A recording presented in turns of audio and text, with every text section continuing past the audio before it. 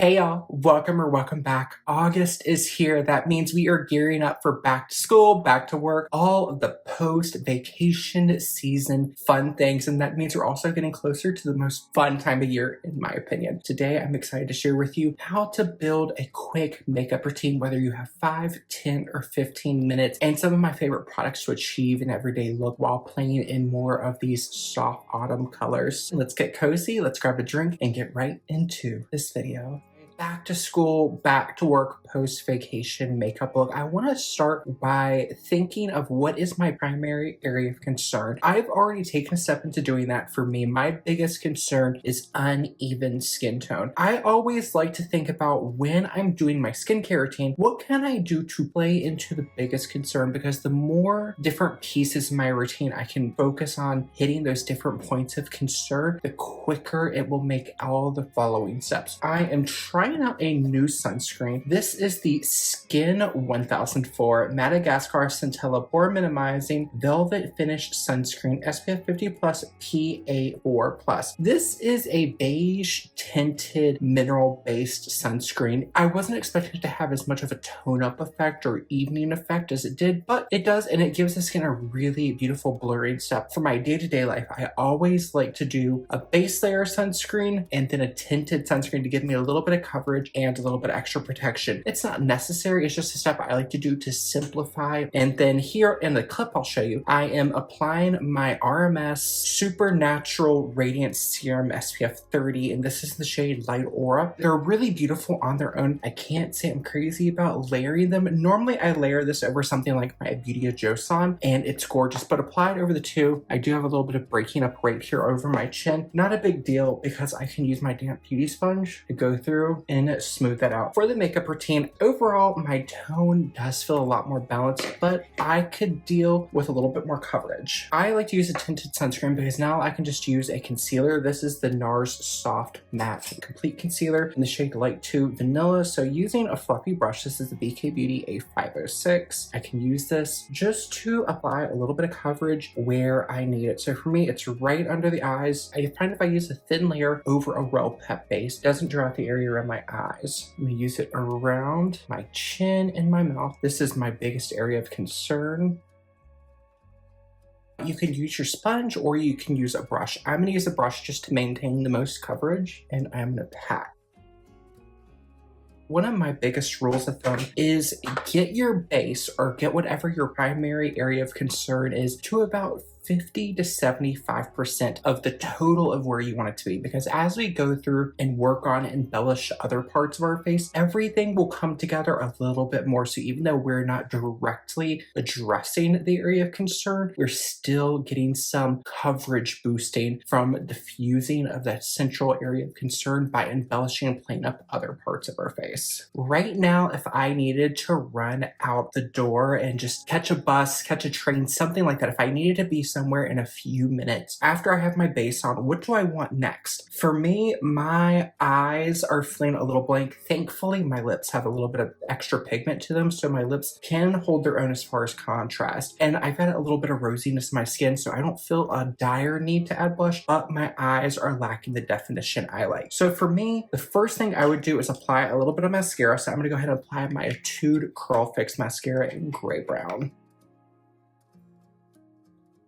As I'm applying my mascara, I can see in this magnifying mirror that there are a few places where my base is patching, and it's outside of the areas where I applied the concealer, so I know it's just the sunscreen base I use. Right now, I can't say for 100% which of the sunscreens is it doing because they both look beautiful on their own. This is my first time using the Skin 1004, but when I applied it, I let it dry down for 15 to 20 minutes. It looked beautiful, and then in the past when I've used the RMS over some of my other favorite sunscreens, I haven't had this issue. So it could just be a case of these two sunscreen formulas not playing well together. So I'll need to test them out a little bit more on their own. Well, I shall say finish test the Skin 1004 on its own. Now I'm going to give a little bit of something extra to my brows just for hold and a little bit of fill. So this is the e.l.f. Wow Brow and Taupe. This is more so to help give them a little definition, gel them into place, and keep everything where I want them to be. beauty. I like to finish off this everyday look with a little bit of something. Flawless Forget the Filler Lip Balm in the shade Baby Doll.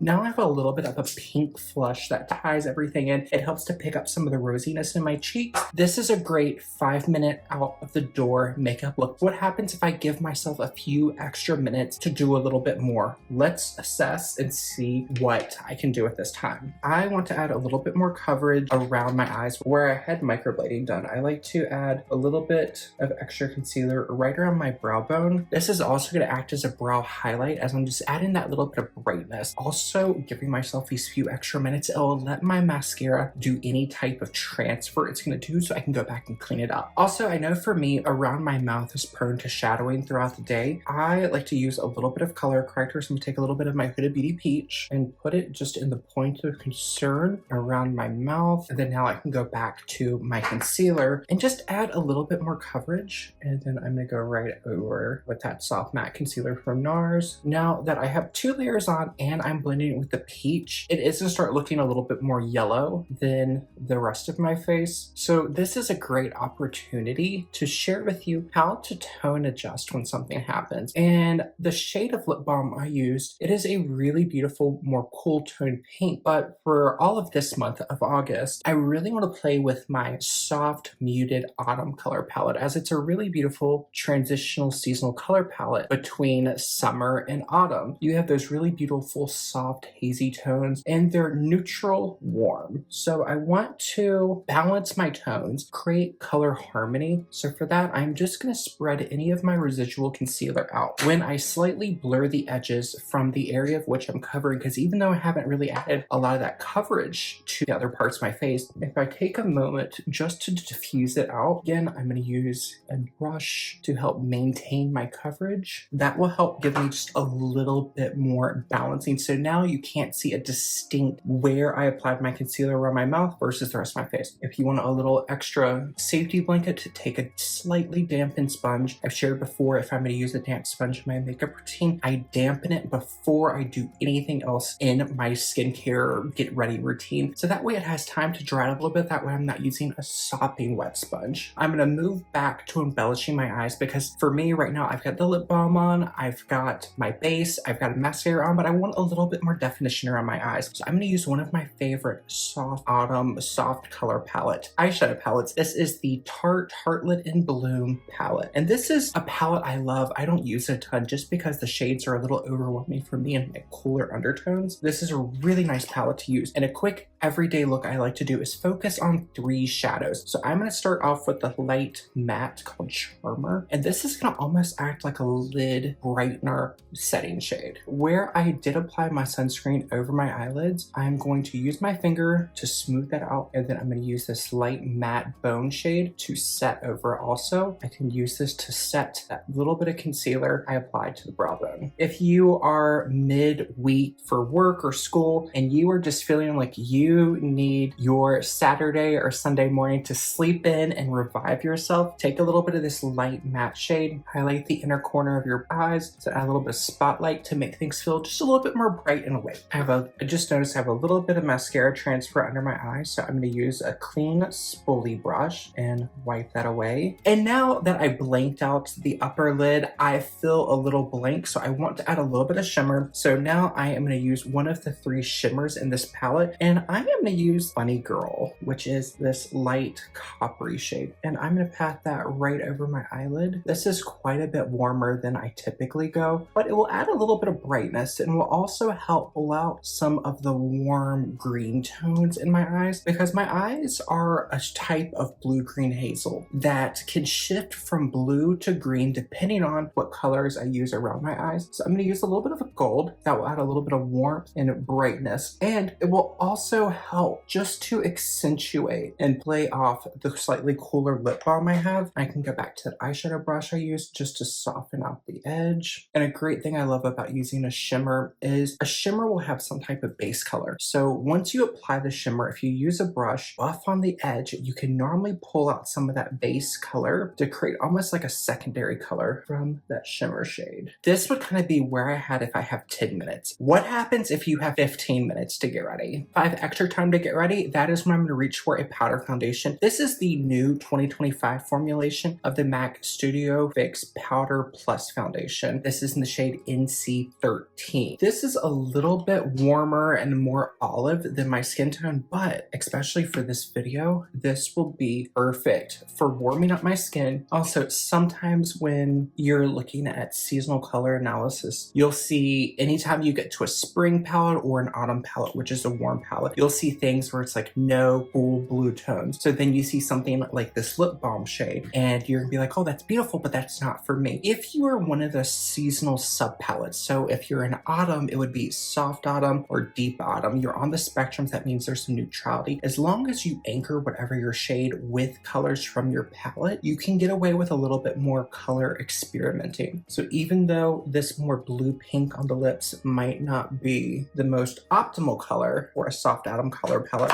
we can still use it to create effect, and we can always tone adjust. So I've got powder foundation on. Now I'm gonna use a little bit of blush. This is one of my favorite neutral rosy shades. This is a MAC Sheer Tone blush in the shade Blush Baby. If you're someone who is fairly neutral, leaning slightly warm or slightly cool, this is a really easy shade to wear. It's like that really beautiful, soft English rose flush. It's a little bit of color. It adds almost like a hint of that Rococo elegance to the look without feeling like too much. A little bit over the nose and chin, and then whatever you have left, you can take it right at the hairline. What I love about these muted blush tones is if it's a muted skin tone that almost has a little bit of a brown bronziness to it, you can almost make it function as like a sun blushed look. So that means it's somewhere between a blush shade and a bronzer shade, and if you apply it in a thin wash and a more diffused placement, you can make it give a more sun-kissed effect. I also like to take a large fluffy brush, just a pinch, work it through the outer corner of my eye. That way it will give the eyes a tie-in to the rest of the face makeup and it will feel more harmonious. Now I want to tone down my lips and pull my lip into that more rosy family. Lisa Eldridge Gloss Embrace in the shade Muse. This is a really beautiful rosewood shade. Teeters in that neutral territory, and depending on the surrounding tones, it can either look a little bit cooler or a little bit warmer.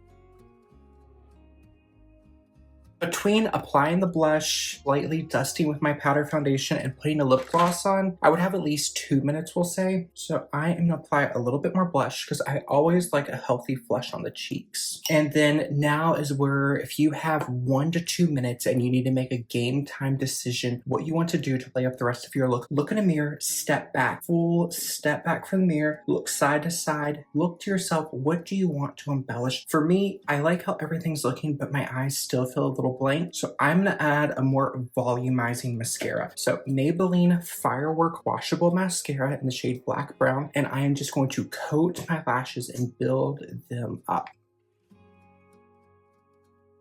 There we go. Now I feel a lot more put together. So let's put the finishing touches on. Today I did the similar curl technique that I mentioned in the last video, but last time I used an 1.5 inch curling iron and I separated the upper from lower layer and curled everything going away from the face. Today I dropped down to a 1 inch curling iron, let it set, pinned it up, and then when it was finished cooling, I just combed it out with my fingers, and now I'm using a wide tooth comb just to add a little bit more airiness and separation to the curls. Day one curls for me are always going to be the tightest, but I like to go slightly tighter so that way they relax. And as I go through the next few days with hair being curled, it's gonna give me more of a bouncy blowout look that has a little bit more body, because I do not like straight flat hair on myself. I have that naturally, so when I'm gonna take the time to do hair, I want it big.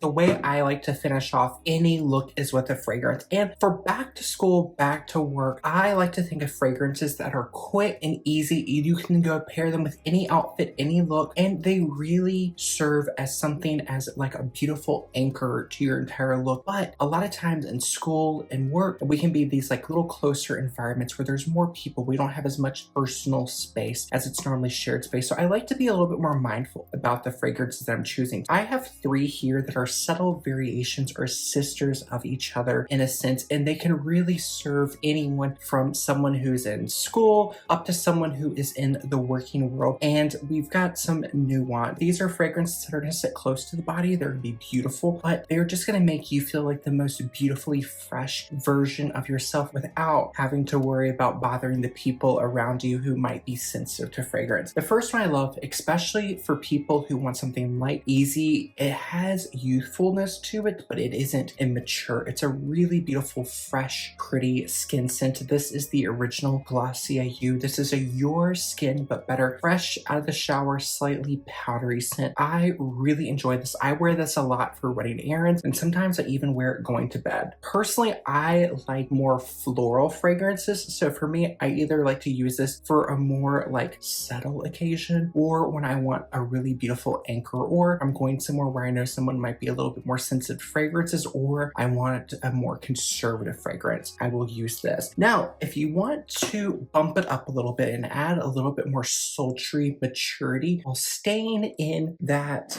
more skin-like musk fragrance, I love the classic Narciso Rodriguez for her Eau de Toilette. This is a really beautiful blend. Narciso Rodriguez, all of his fragrances feature a really beautiful musk. There's something in this that is mature. It does have almost a little bit of a paperiness to it, but you have a really beautiful blend of green florals, some plant notes, some fruity notes, and it's really, really gorgeous. I love this, and for an eau de toilette, it wears like no one else. On my skin, this does have a similar muskiness or natural skin-like scent to it as Glossier You, but this does feature olibanum. On my skin, in this blend, olibanum does take on a slightly peachy scent profile.